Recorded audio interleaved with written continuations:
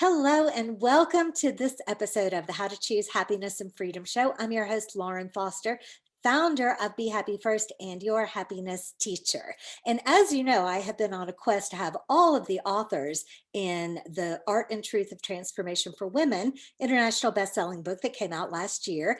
And in the course of that whole project and starting my new book, which is coming out in May, it's called Happy and Free on Purpose. I have formed an amazing friendship with my publisher, Sue Erda, and she's always connecting me with other authors and amazing women. And that's how I met Klara Goldy. And I'm so fascinated by her story. She is a decorator and designer and a color expert, as well as being a coach and lifestyle and happiness type of teacher. So Klara, thank you so much for being with us. Thank you so much, Lauren. I'm really grateful to be part of your lovely movement. Thank you. And the other awesome thing is Klara's in England. UK, yeah. Yeah. So I'm making friends all over the world, which I just find so absolutely amazing and wonderful. So tell us about you. And of course, Klara and I are speaking today for the very first time. So we're going to get to know you together. I'm going to get to know her right along with you. Oh, amazing. Well, where to start? The grand old age of 56. So my journey, I had a childhood dream say a teenage dream to become a decorator and a designer. And that wasn't going to change for me. I absolutely made my mind up. But when I left school back in those days, there weren't the same roles for women. There weren't the role models there. And in fact, if anything, it was suppressed, all that kind of wanting to step out of the tram lines for women. So it was a bit of an interesting ride I've had, to say the least, to get where I've got my business and my company today. And the interesting thing was that I was just to go a little bit into my story. Is that okay? Do you want me to share? Oh, yes, absolutely. Okay, so when I was sort of in my mid-20s, I met my husband. We were both designers and property developers. And when I met him, he was so exciting. He seemed so different to what I'd grown up with. And I couldn't wait to start a life with him. And we had the first few years were fabulous.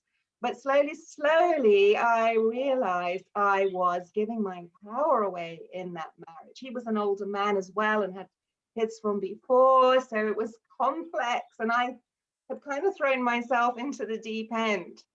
So by the time I got into my 30s, I had realized this marriage wasn't working for me. I felt like a passenger that was strapped in, and there was only one way, and it was going the way that he wanted. Right. So by the time my boys came along, I made a very tough decision to walk away from that marriage.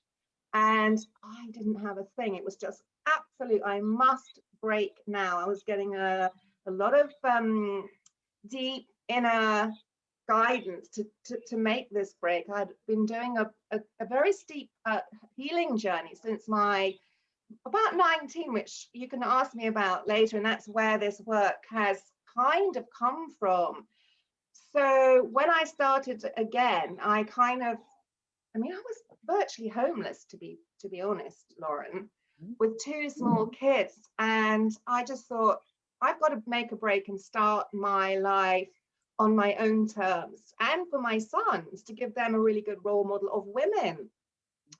So that's where I began my interior design business. I brought all my expertise that I'd had, through the interior design, through the property development company that I'd been, with my husband. And I took a big leap of faith during that time. And so what I began to see was, as I created an environment around me, because as I said, I didn't have a stick of furniture. People say, oh, you're so lucky, you're so this. We all have those difficult moments in our lives, right? I'm sure lots of your audience can identify with that. So I really took a big decision to consciously create an environment that nurtured my truth and my inner guidance. And I'm not going to say it was easy to begin with, because you can imagine with two little kids, and I even moved away from my area. So I had no friends, no family around me at that time. And I did it. I absolutely followed that, alignment.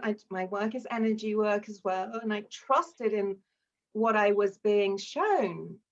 And I think the most, there are many pivotal moments actually, but I think one of the pivotal moments is when we realize that everything we have been taught isn't our, or wasn't my truth.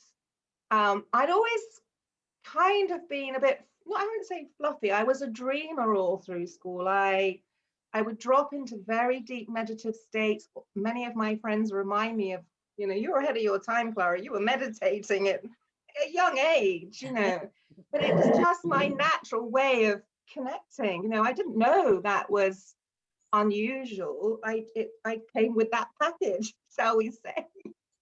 And so that's put me in good stead.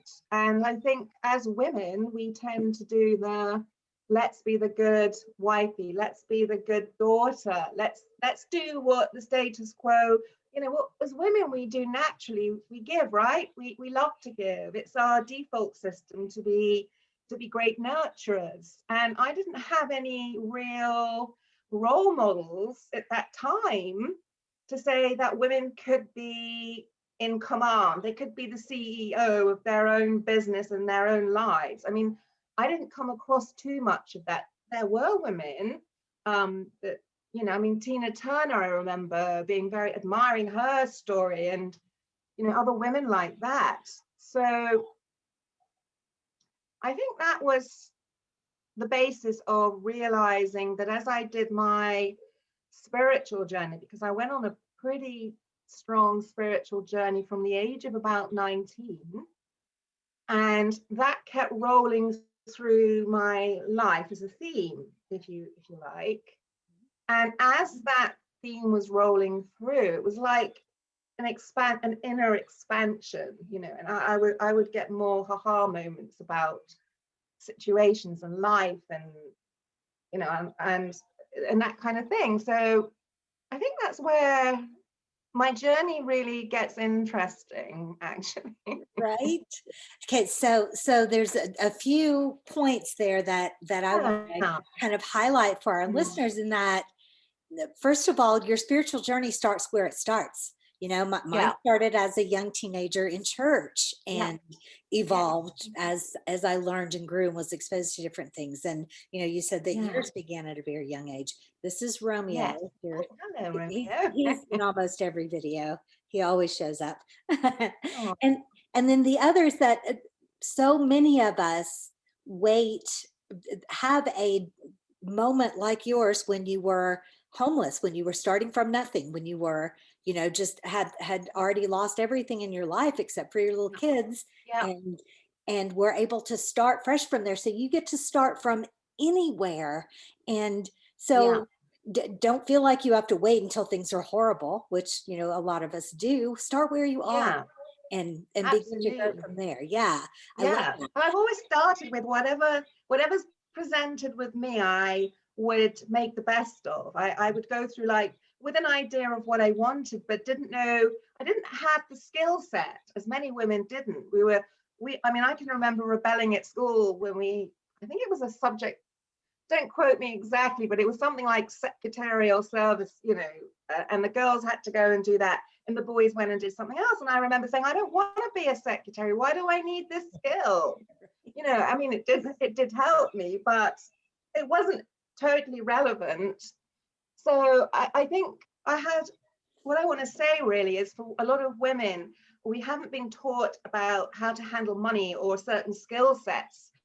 And you get thrown in the deep end with all of those aspects, and you're learning. And that's what I really want to share to anybody listening, is you really are learning on the, as you go. And if you really want something, I've discovered that things and people and situations show up for you to take that next step.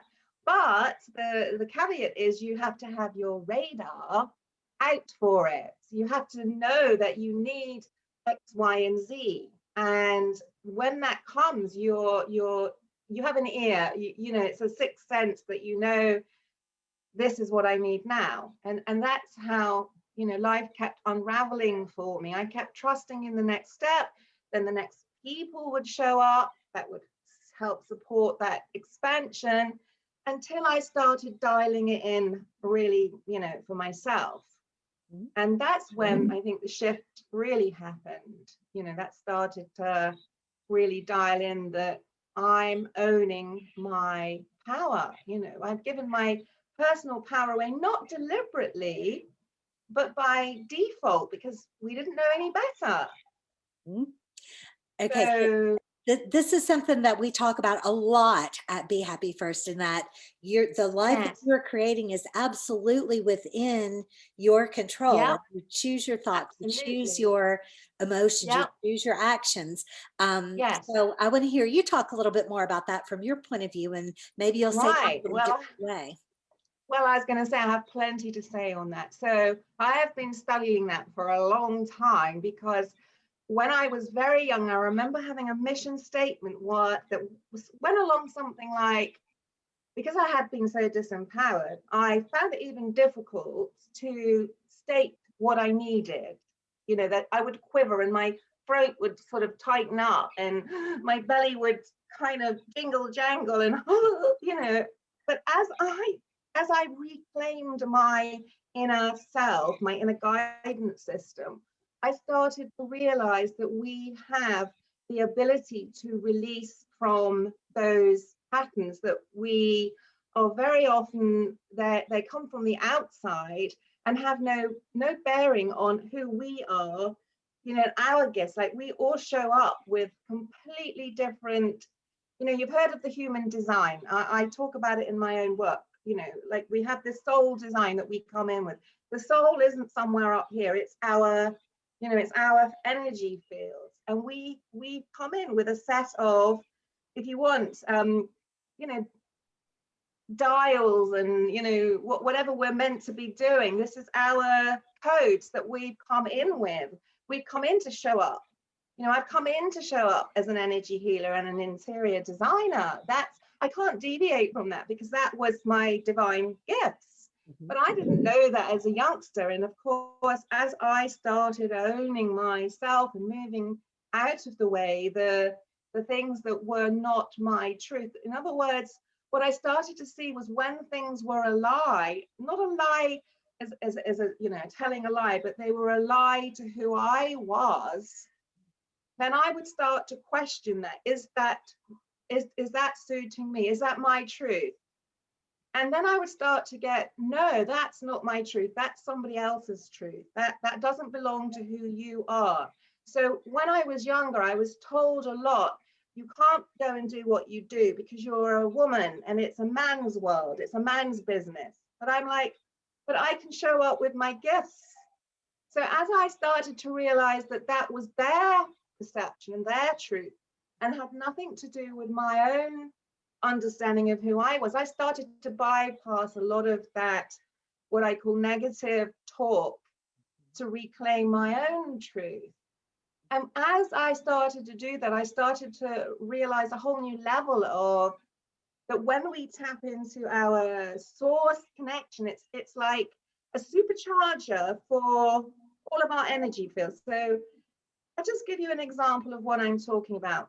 A lot of people say about, at the moment, you know, you have to feed yourself with positive thoughts and positive affirmations, etc., etc. And slowly but surely, those negative ones will die away.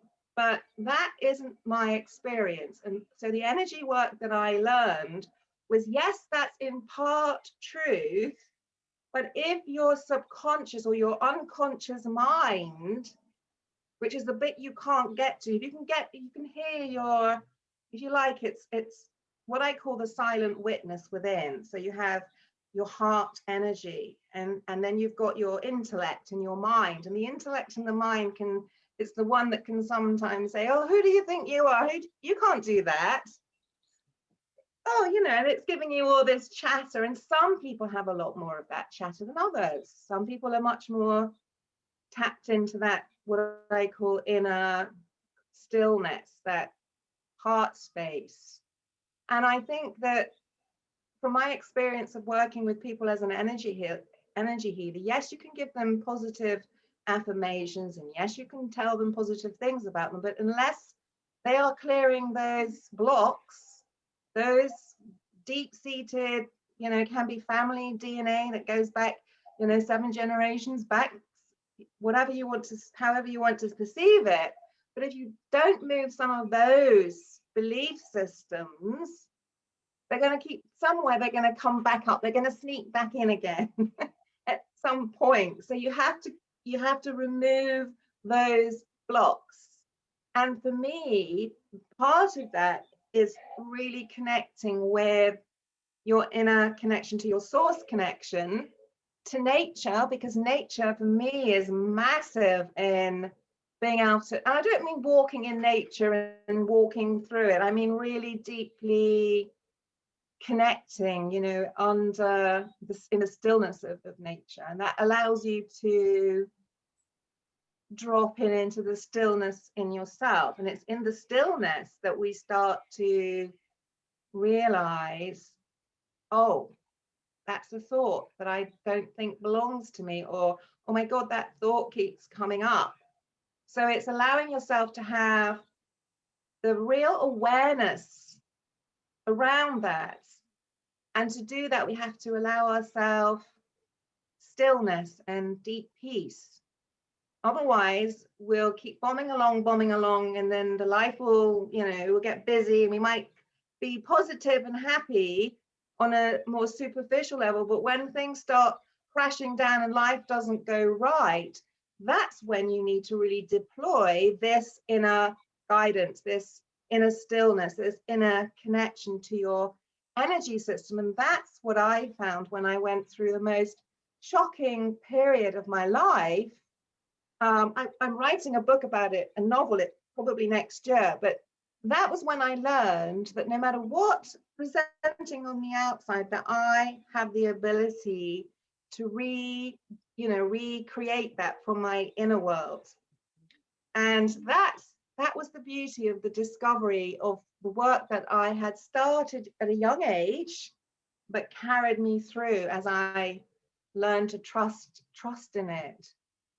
And that's what allowed me to actually create my business from the kitchen table with, I had not really any help at all at that period, and I had to really dig deep. And it was my own sort of resources that I, and I used a lot of gratitude as well at that time. I wrote as a co-author with, Sue Order and The Powerful You, and we talked about the power of gratitude. And that was a huge, it was massive to connect in that way. Okay. And that I agree with, and everything that you're saying echoes exactly what we teach here at Be Happy First. So how do you teach people to connect with their stillness? What are the actual mechanisms of, of course I teach meditation and rituals and all of those Yes, things, and I'd love to hear right. your So slant on it. all of that, but more so the gift that I have is, as an energy healer, when I work with people, it's a very, it's not something you can conceive with the mind. It's not, oh, I teach this, and it's my actual energy. When I work with people, I bring them into deep states of stillness by sitting with them and being still, and I guide them using my source energy, which I'm very connected to. And as they connect with it, I take them into deep states. And I bring in my gift as a seer, which I don't talk about too much because it's an unusual gift. But as a seer, I can literally see when I'm working with people where they are in fear of dropping into a deeper state. And then when we move into the deeper state, what tends to happen is whatever needs to come up to release, and that's my gift. And I'm also trained shamanically, metaphysically. I've been doing this for a very long time. This work showed up for me, and that's my gift with people. So they usually experience very strong feelings, body sensations, because I'm literally working, although I'm off the body, I'm not touching the body, I'm literally working with them as a seer and a guide and a healer. And that's the work that I do aside from my interior design. So I don't bring that into my interior design as such, unless people specifically ask for it, but they get that quality of me bringing in, shall we say, peace, tranquility into their homes, because I carry that as a frequency, as an energy. It's who I am. And it took me a while to work out that that was my God-given gift, because of course, going through typical school, etc., etc., we're not taught those things. We're taught about the academia and, you know, or that side of stuff. We're not taught the other stuff. Right. Okay. Hmm. Yeah. Okay, so you kind of naturally brought us to the thing that I'm really, really interested in, the book that you wrote, The Color Code, a toolkit for the soul's transformation. So my book has a whole entire section about creating your surroundings so that they feel nurturing, so that they feel Oh, wow. Oh, yeah, cool. That's amazing. yes, So we're on the same page yes, there. but you are bringing much more specific knowledge and Yeah. the way that color and things work like that with your feelings. So Yeah. share with us a little Yes. bit about that, about Wow. Okay. I got shivers when you asked me that. So what I pulled on was, I mean, as a little girl, I was highly, highly conscious of people in their environments. I noticed a lot of stuff even as a little girl. I was very still a lot of the time, and I witnessed people. So I guess that was building up within me anyway, that bank of knowledge. And I think we just sometimes carry certain wisdom. We don't realize it. I think we all carry this incredible, some people call it, what do they call it? The Akashic record. I don't call it that. I just think as we just carry this stuff, you know, and I happen to be very acutely aware of that. Shall we say, it's not feng shui by any stretch of the imagination. If you were to liken it to anything, I would say that it was similar to Vastu, where you are aware of the energies of the building, of the land. You're aware of people and their energy and what they need. And I started to understand. I mean, I can remember, so this is going to be great for your audience if they think, oh, I don't know anything about color. I mean, I went to art college. I spent probably 5 years at art college. So we obviously worked with color, and we learned about the scientific aspect of color, and you know, how color, if you used yellow and the rays were brighter, and, you know, it bounced the light around more quickly, and, you know, darker colors, navy blues, for example, absorb the color. So I learned all that information through all my years at art college. And then I remember thinking, oh my God, but how do I apply this to other people, you know, their lives? Because what might suit one person might not suit another. They might not need yellow. So I went through this really strange process. And I think what came to me when I had to start again was I realized that everything I believed about myself, where I'd given my power away, is how I came to be in this situation. You know, starting with nothing. It was like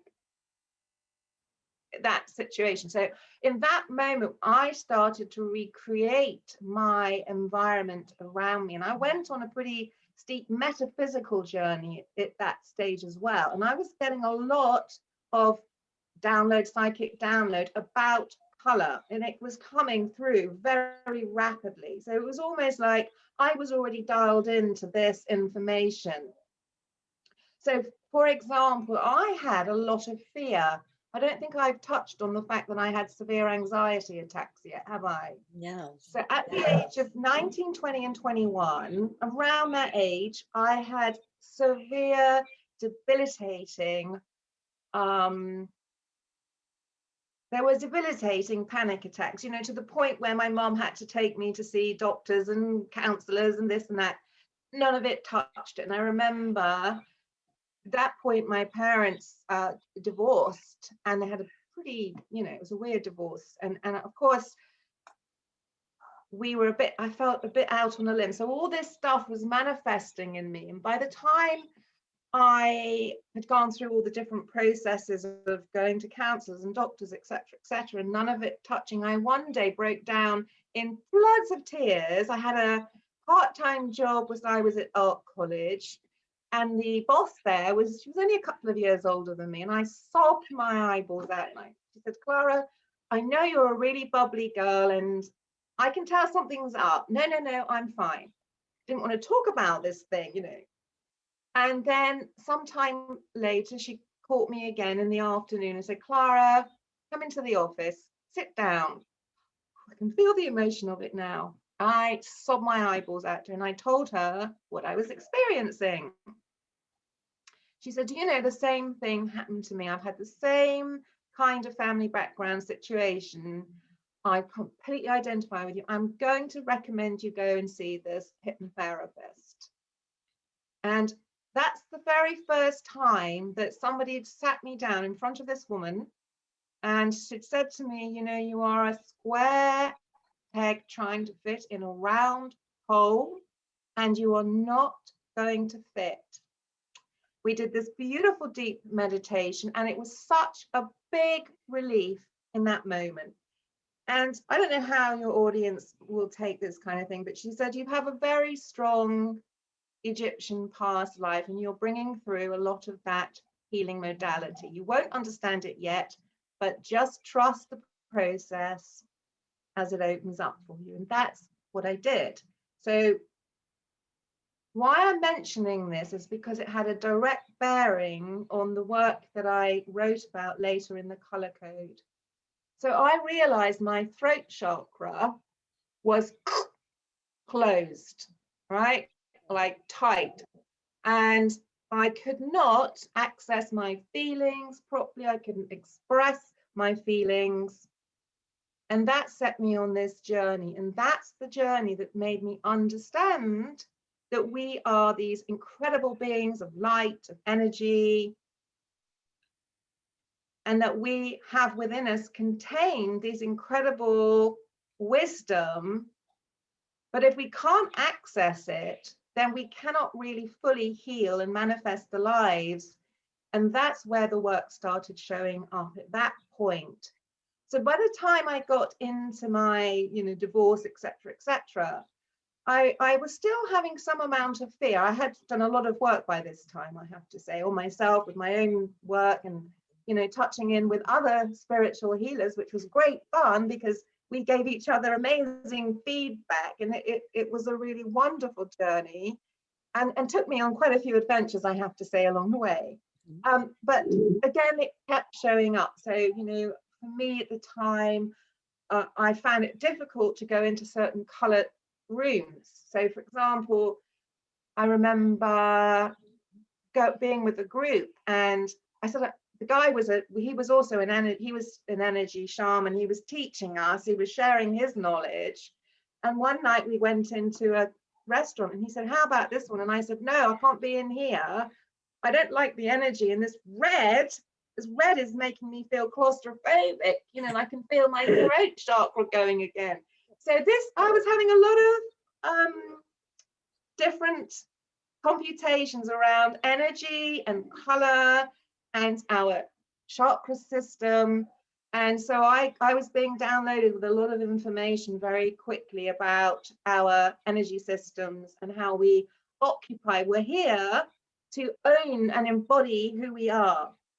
So the thing is, we're all born spiritual. We are all come into this life born spiritual. You know, we don't have to seek being spiritual. We are spiritual. What we need to do, in my humble opinion, is embody who we are.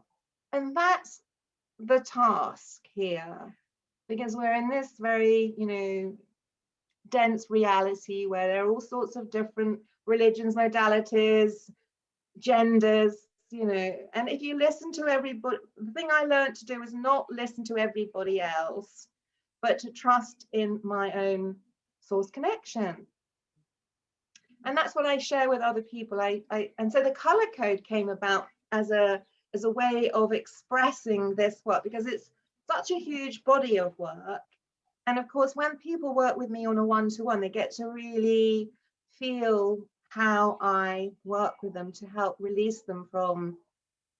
And that's my gift as an energy healer. I don't know if I can teach people that, but when they work with me, they feel it. And I tap them into their own source connection, and they tend to release stuff pretty rapidly. And I attract in other, I've attracted in other modalities that work with, shall we say, leading cutting edge energy tools. So I'm working with a few of those different people, and I bring that into my interior design work on the divine decorator side. So I have my main Klara Goldy interior company, which is kind of a bit more straight-laced, you know, old school in the sense I can go in and bish bash your property around and, you know, bring incredible beauty and all the rest of it. But the divine decorator was a detour about 10 years ago when I wrote the book, and I realized that we are energy. Our house is an extension of our selves. So what we believe about ourselves, where we are, you know, has an impact on us. And so we get to cultivate that. We get to reorganize our mini, you know, universes. Right. And that's So where the color. no, that's okay. In the example of the red restaurant that made you feel Yeah. claustrophobic, another Yeah. person might have felt completely energized. And Oh yeah. yeah, They so might have felt, but what it was doing, I should go on and qualify that. So what it was doing for me, and this is the work I'm writing about, was that because I was tapped into my source connection and my inner guidance, the red was flagging up to me where I was blocked in my base chakra.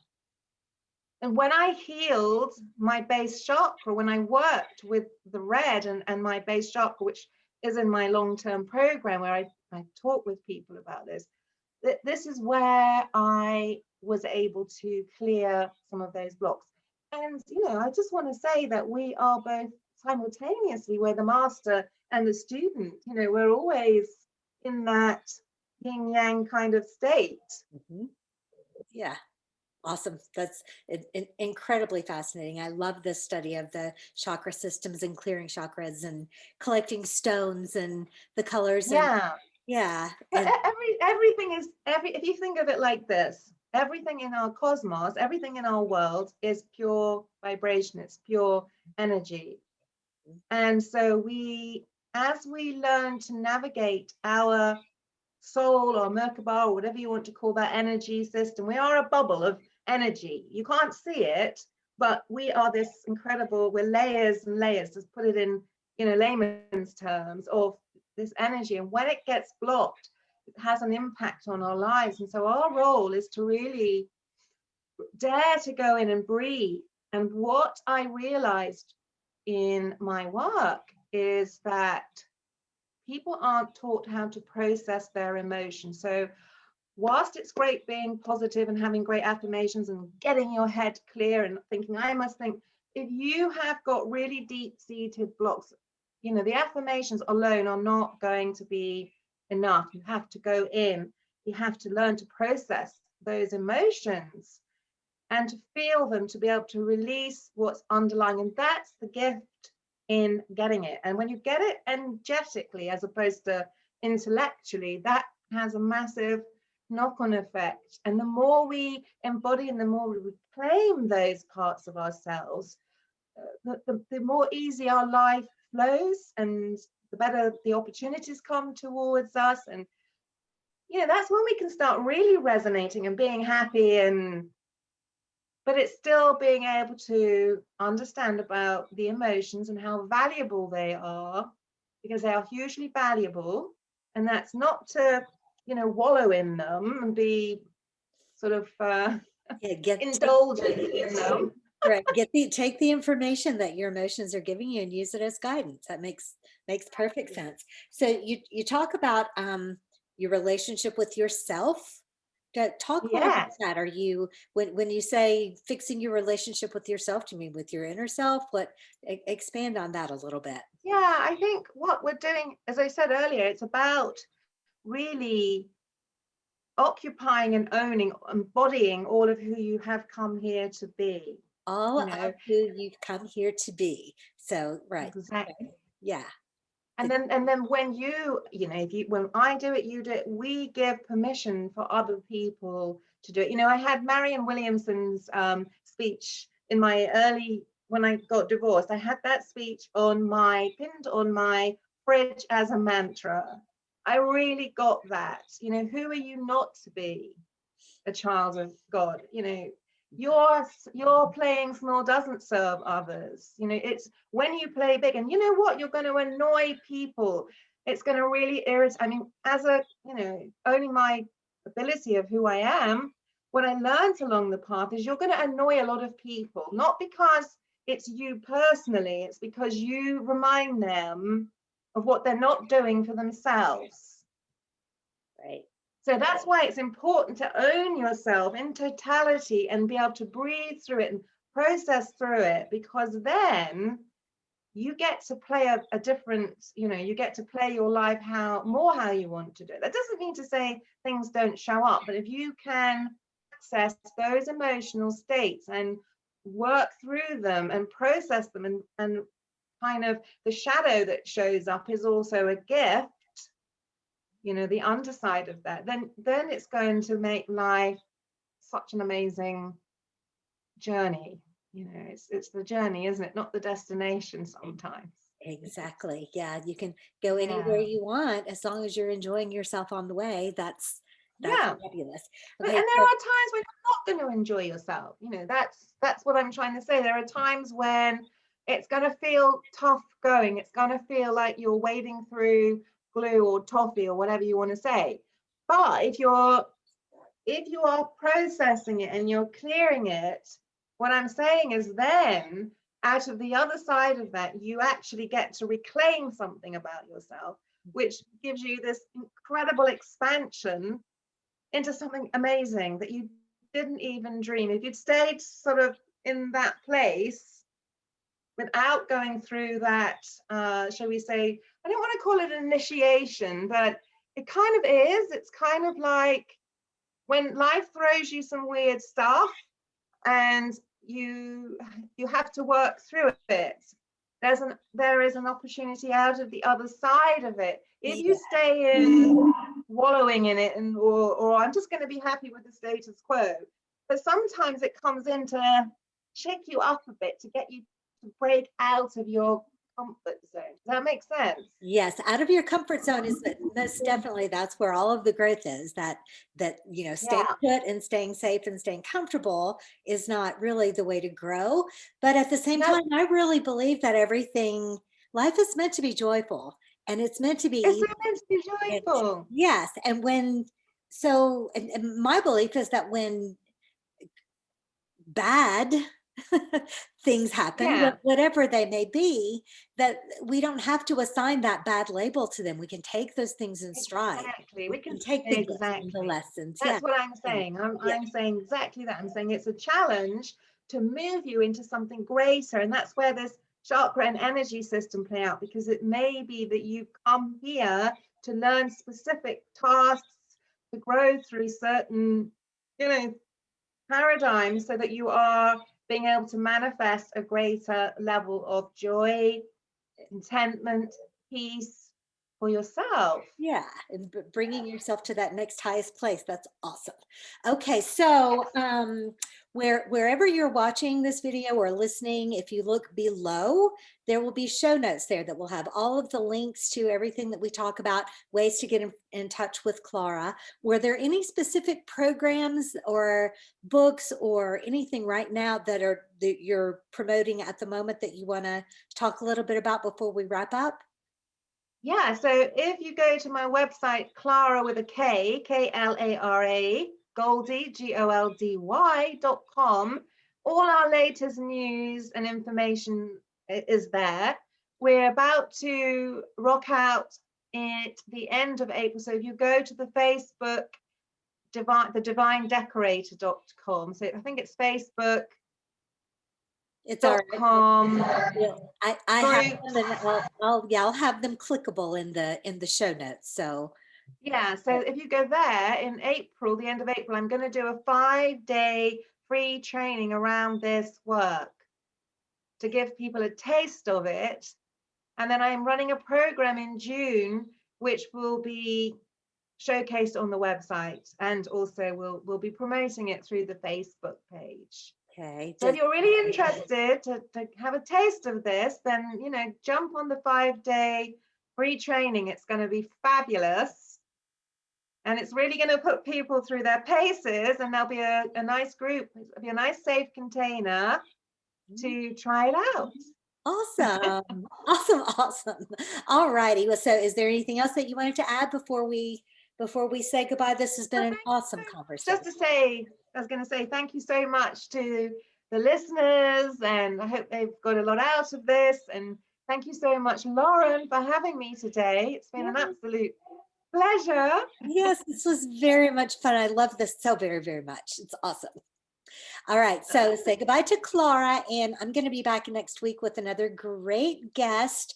I never know who it is, so you're just going to have to check back in with me and see. So in the meantime, remember that happiness is a choice, and you can always choose to be happy first. Let's say goodbye. Bye.